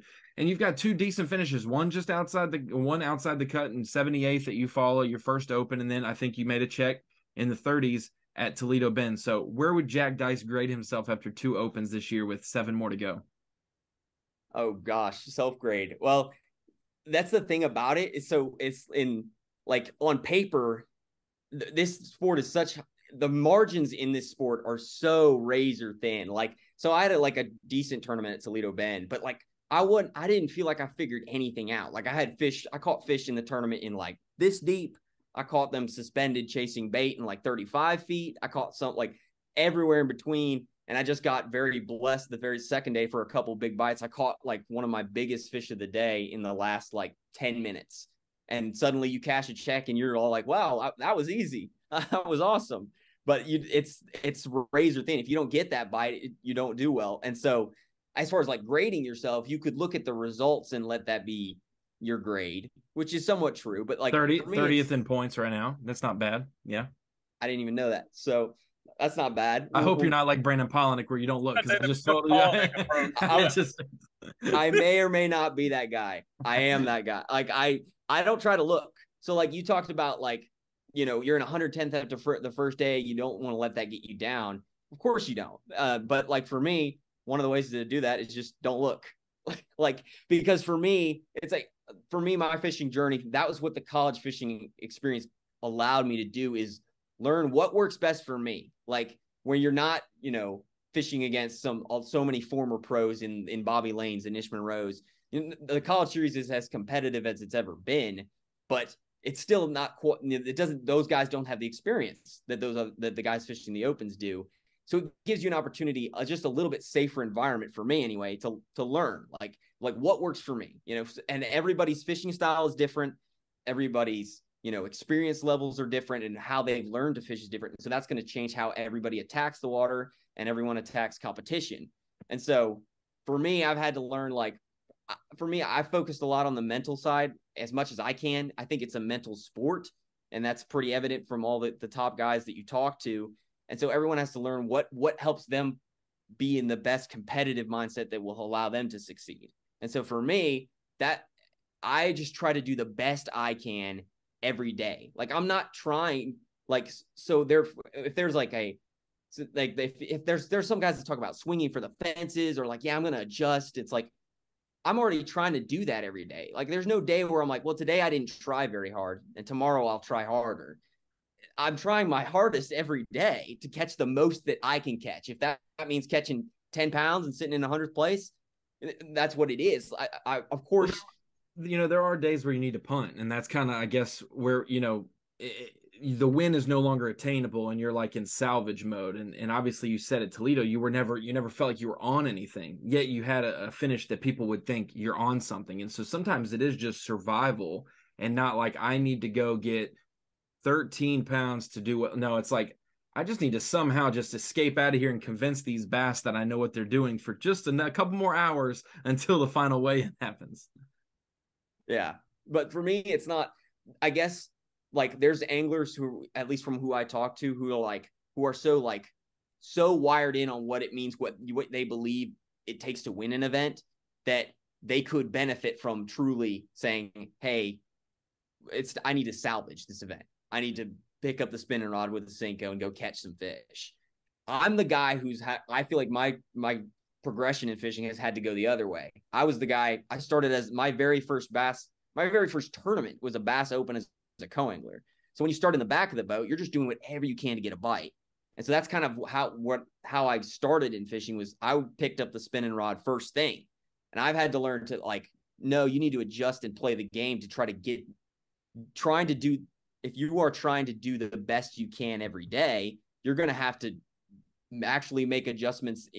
Come up with a game plan to give yourself the opportunity to do the best you can. That means sometimes, if you believe you can capitalize on a morning bite, start with the big rod and then pick up the spin. You just let the conditions, let the day dictate what you should do.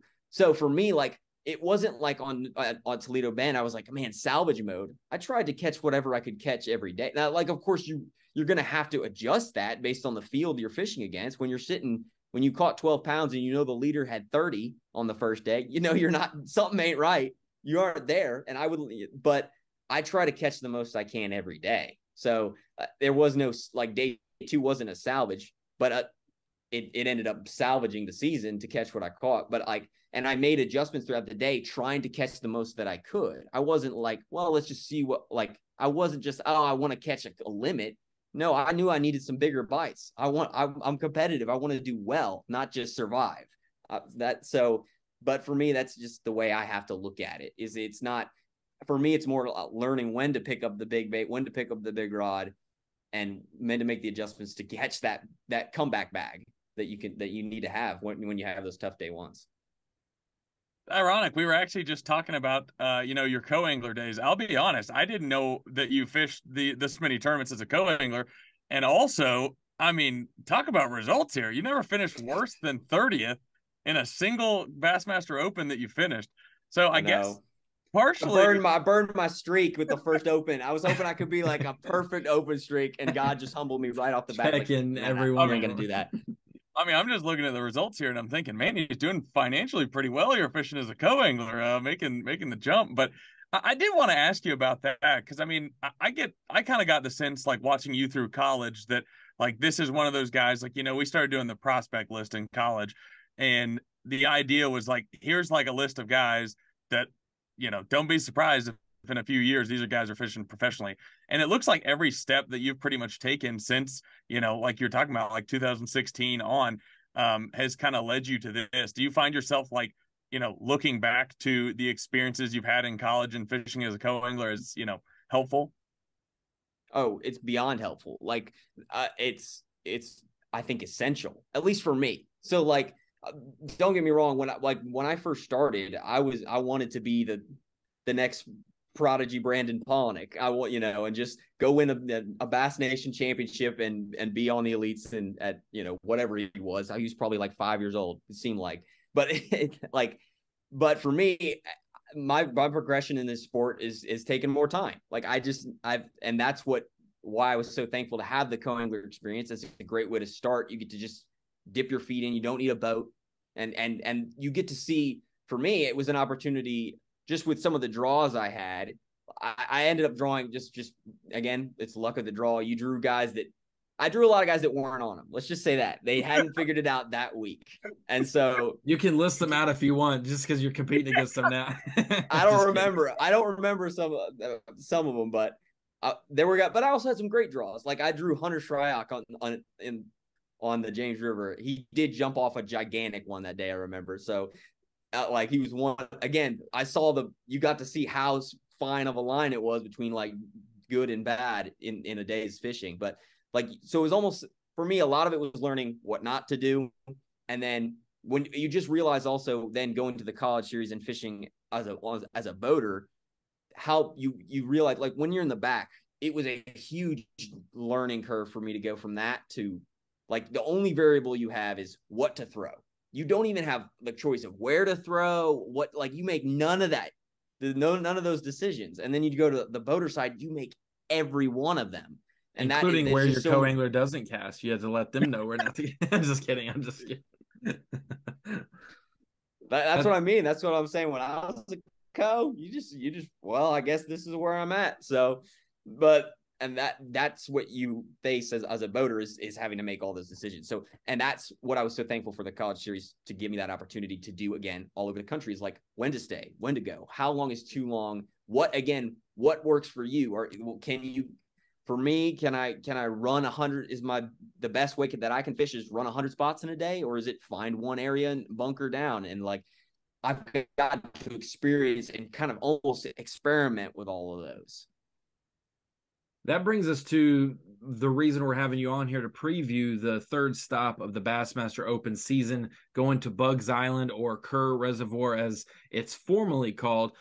You said that you fished there dozens of times, and it is in your home state, and it's a place that you would have more experience on. I'm assuming you probably have more experience there than all the lakes on the open schedule combined. If that's true, then that's awesome. But how does that go into your factor of planning and prepping for the event? First week of May, it should be a great time of the year fishing wise, on a place that you've probably fished all months of the year on. Yeah. I mean, I fished tournaments there in February, March, April, May, June, July. I mean, you can go through the whole list. So it definitely, I think that this one is probably the most daunting because of that. Because it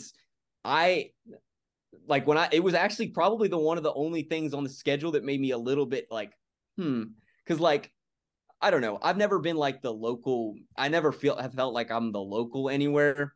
And so I don't have the success. There's guys who are way, way, way better on Bugs Island than I am.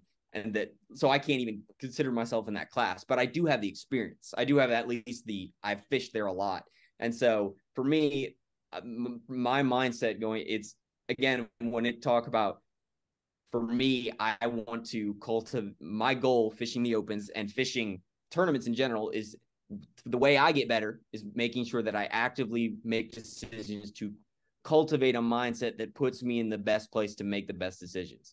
And so when you're going to a place where you have so much history, that can be difficult because you don't have the fresh eyes, because fishing is so day to day, hour to hour, moment, minute to minute, as far as where the wind blows, how the water fluctuates. And so when you have all this, it's the tale as old as time in fishing of the history bites people who don't use it properly. What it should be is that when you put the pieces of the puzzle together and you figure out the clues, you have the advantage of being a local is you should have a backlog of, well, I know where this is. I know where all those secondary points are with the rock. Oh, I know that this is where how the wind's going to blow across this area. Oh, I know how this area is going to get dirty.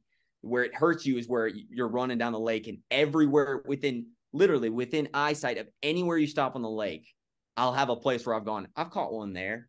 Oh, and I caught a 4-pounder over there one time. And one time I caught them cranking over. Like, you have all those factors. So for me, it'll be about, the biggest thing is just trying to look at the lake with fresh eyes. And so that's going to be my goal in practice, is to try to truly practice it like a new lake. Do the same research that I would do for anyone else. Look at Google Earth.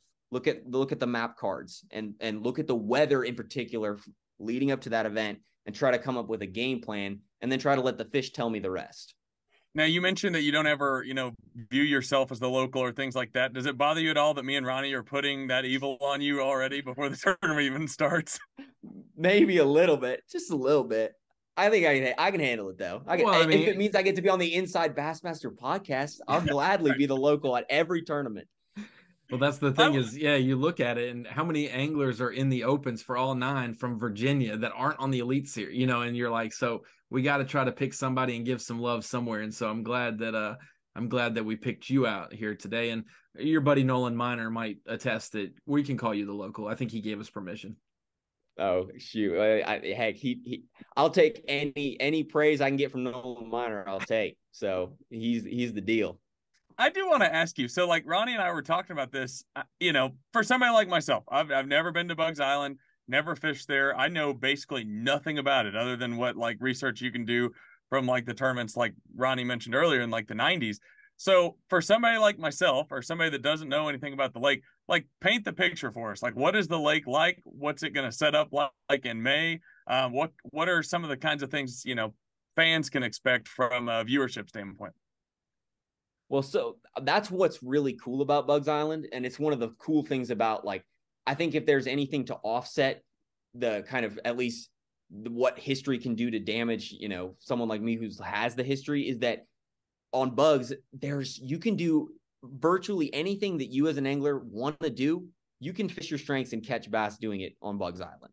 Other than grass, there's no grass in the fishery. It's a highland reservoir, but you've got a lot of clay, sand points. You've got sections of rock veins, lay downs. You got sections of floating docks. I would consider it similar to a Hartwell, but the water is not as clear. You don't have the spotted bass population, although there are some in the lake, and it's way less residential, way less docks, way less houses on the lake. It's a lot less and because of that, there's not as much. I don't think you get a lot of diehard fishermen, but we're not in the Greenville, South Carolina. We're not in Birmingham. It's this place. It's has enough of a population that doesn't get as pounded, that I think will give anglers the opportunity to really catch a lot of fish. It's a great time of year, and you can catch them doing just about anything. The thing with this tournament will be, again, like as any tournament, what are the angler who figure out are the fish going to? What are they, we're going to have fish spawning in this event for sure. We'll have some post-spawn. There's always a few fish that are lost and have no idea what's going on, and they're pre-spawn. And there's always a few of those random stragglers, but you can catch them. I mean, I've caught them this time of year up shallow, dirt shallow. There'll be guys who can flip bushes, but I've also caught them, offshore. So it really, this is kind of a tournament as far as locales go. In the local area that I have fished, it's a tournament fisherman's dream. You can pattern fish on the lake. If you can find your strength, you can run it throughout the entire lake and catch fish throughout the entire lake. So from that perspective, I think the majority of guys are going to like it. Like, they're going to find something. There's something for everyone on Bugs Island, whether it's flipping shallow cover, or whether it's cranking out deep, or top waters, or shad spawn, or everything in between. It's just, again, what is the weather going to do that week is what we're going to have to figure out. I apologize to you guys. My webcam and my microphone keep disconnecting, so I'm just moving cameras around. Don't worry, I'm just letting you talk. But Jack, did you intentionally? You can admit you're nervous. I know you're nervous. It's talking to Jack Dice. When I gotta find the camera that gives me the Zac Efron filter that you have on there, because you were like a spitting image of Zac Efron during his heyday when he was our age. But Jack, did you get the chance to fish Bugs before the 30-day off limits, which is really cool to have that on the opens now that you have 30 days, 27 days off limits, then you have the 5 days of official practice that you can fish. So did you try to invest some time, or know that it's going to be different in a month anyways? I don't even need to go. I did, just because, again, for me, this is my first year fishing the opens. And while I've had the experience of college fishing to learn a lot of things, I'm still learning. So as far as learning what works best for me, I'm like, this is an opportunity. I saw this tournament as an opportunity to like, well, okay, I'm close enough. I can go pre-practice and before the cutoff and put in some time. And I haven't, just the way that it's worked out. I graduated last May, started a full-time job in the industry doing that. Like last year, I haven't fished bugs in like a year and a half, other than prior to the 30-day off limits. I went down for a couple days and just graphed, just drove around, looked to see what's changed, graphed areas that I normally haven't graphed, checked on some things. Just really, again, putting your eyes on the fishery. It's not about, for me, it wasn't about trying to catch them. Although I did, by the end of the second day, I did have to go try to set the hook on a few, but I did go ahead and pre-practice just because I wanted to try it, because it's an opportunity I haven't had for, when we have tournaments on Toledo Bend, I can't really justify going and driving 20 hours to go pre-practice. I thought this would be the one to try it and just look around. That's all I did was look around. Are the water levels to a normal, below normal, or a little bit on the flood plain in terms of for bushes, how many bushes are going to be in the water? Do you kind of keep an eye on that? Oh yeah, for sure. So like I that is the probably the biggest X factor. So like, and on any fishery you go to, generally speaking, the dominant cover is, there's always a viable pattern to be had on the dominant cover in any lake. So on my true home lake, Smith Mountain, it's nothing but docks. There's always a dock deal pretty much going on. You can figure out some way, somehow, some fish relating to docks. On Bugs Island, at least historically, back in the 80s, 90s, it was nothing but bushes. Now there's a lot less now, but there's still a lot of them. And it's like anytime you're around the springtime and the water touches those bushes, it can be magical. That used to be why I loved going down there in the spring. It was just a flip. It's so much fun. So yeah, the water has been coming up. It's stabled out a little bit over the last few days, but we've got, again, this is what's so important about tournament fishing, and why being, you can't rely on history, is we're going to have a bunch of weather come through right during the tournament, rain. And it's like, well, how much will that actually raise the lake? How much, we're on the front side of a full moon, which potentially could bring some fish up to spawn, but yet we're kind of late in the season. And it's like, well, if the water comes up too fast, will it muddy the water? Those are all factors we're going to have to figure out as the tournament goes on. But the water is a few foot above full pool. Generally about 3 or 4 foot above full pool is kind of like ideal, kind of gets the most number of bushes in the water without being too high to kind of scatter them. And that can be the magical deal. But again, it just depends on how much this weather and how violent is this rain that we're going to get day after day after day in practice. If it really saturates the lake and it comes up quickly, I've seen the lake come up, in a week's time. I've seen the lake be 14 foot high, like parking lots are full of water. I don't think we're going to have that this week. Fingers crossed. It doesn't look like it'll do that, but I'm not a good enough local to know how much water. I can't look at the rain and know exactly how many inches the lake's going to come up and what that's going to do. So that's the fun for me, is I'll get to go figure it out too. I hate to keep asking questions, pinning you as the local, but I actually kind of like it as well. One thing that Andrew Upshaw mentioned when we had him on the podcast is he mentioned that this was one of the tournaments that he was looking forward to the most, based on the fact that it was new. It was something different. It was something that, he is a touring pro for years, and obviously fishing the Opens the last few years, has not fished here. So for you, like, what is that perspective like? Does it give you a little bit of confidence that you're basically fishing, in a place that most of the guys, for the most part, have never really fished? Because, for you as a younger angler, going to somewhere like Eufaula or going to somewhere like Toledo Bend, where you're fishing against a field that, a lot of the guys have a lot of, history there. Does that play? Have you even given that any thought whatsoever? Not really. I mean, just because these guys, I think that is part of the advantage of the format change in the Opens going to all 9, is that you've incentivized the people who are truly committed to wanting to be professional anglers and thus wanting to be anglers who can attack any body of water and win at any time. And so that's, I would say the field of opens anglers, that's what it consists of now. And so at least the way I view fishing, to me, fishing is it's so conditional. They're living, breathing things that do not follow the rules. So I might have in my head all these places, all these things that they should do. There's no reason the fish will listen to them at those reasons, if any. And when you have the anglers that have the skills that an Andrew Upshaw has, that I have no doubt that he can come to a fishery. He is just as likely to come to a fishery like Bugs Island and win with the fresh eyes. There's just as much a chance of that as, the local has history and figures out how to implement it correctly and has a good tournament. So and I've experienced both. I mean, I've won some tournaments locally, and then I've had tournaments like last year. I won a tournament on Cayuga Lake in New York. I drove through the night, got there, had a few hours of practice. I'd never been there and didn't catch anything in practice and figured it out in the tournament and was fortunate enough to win. And that's so I have those experiences. Like 87 pounds or something in one day or whatever you had.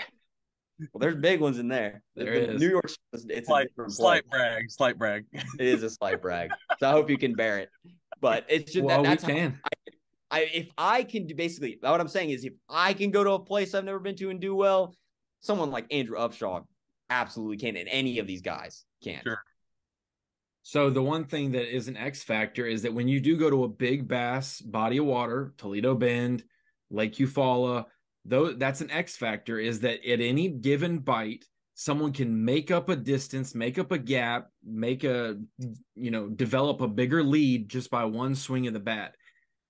Give us the breakdown on the weight disparity at Bugs Island that we should see. Should 15 pounds a day win it? Should 18 pounds a day win it? What do you think the big bass is? Because I will say that, yes, pros can go figure it out, but sometimes when you get on a body of water where they don't have that X factor of swing of the bat, 7-pounder, I'm back in the game and I have no idea what I'm doing, and it's a lot of threes and it kind of evens out to that, sometimes it's a lot harder for guys to just luck into a great finish. And it's kind of, a lot tighter of a game where little decisions make a big difference rather than one big fish. So what do you think weight-wise for a couple of those different factors? Well, that'll definitely be a part of it. That is a huge factor on Bugs, and that there's not very many big bites. So if you're looking to catch, 20 pounds is pretty rare. It's not very, very, very common that you're going to have all 4-pounders in a bag. A 4-pounder is a big one.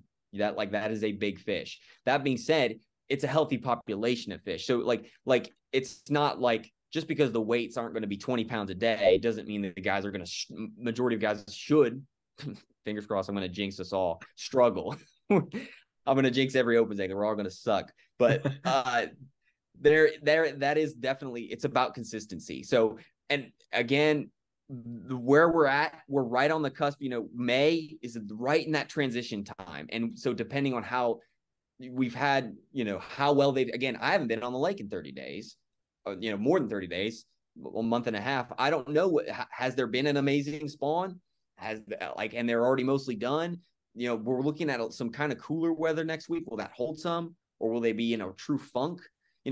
So there is that little bit of, a period of time in the post spawn where fish get in a true funk and it gets hard to catch them before they really put the feed bag on for summer. So just depending on how that ends up setting up could determine how big of a winning weight. 15 pounds a day would be strong. 15 pounds a day, in my opinion, will be pretty strong. They've been catching them. Anglers are better than they've ever been before. Mapping, technology. So you look around the country, weights on a lot of places have been pretty good. Historically, it seems like guys on Bugs Island are catching bigger bags than they ever have, or more consistently anyway. But again, there's only so much you can do. There's only so many 4-pounders in the lake.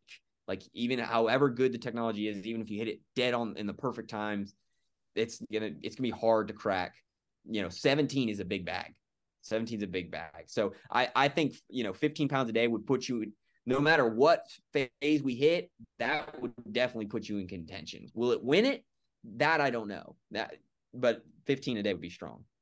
And I'll say this, that top weight might not be the biggest weight we've ever seen for opens and things like that, but we will see someone really fall behind in the points race by catching 11 pounds a day and having 22 and change after 2 days, and 23 and a half is 50 spots higher, or something like 110th place could be 11 pounds a day, and 12 pounds a day could be 70th, and then 13 pounds a day is a check, and so the difference in just 1 3-pounder could mean 40 spots for a guy. And Kyle, I got one story I'm going to tell Jack, but I'm going to save it for the end. So if you got something to ask Jack before we let him go, I'll let you hop in because I got to tell a story before we go.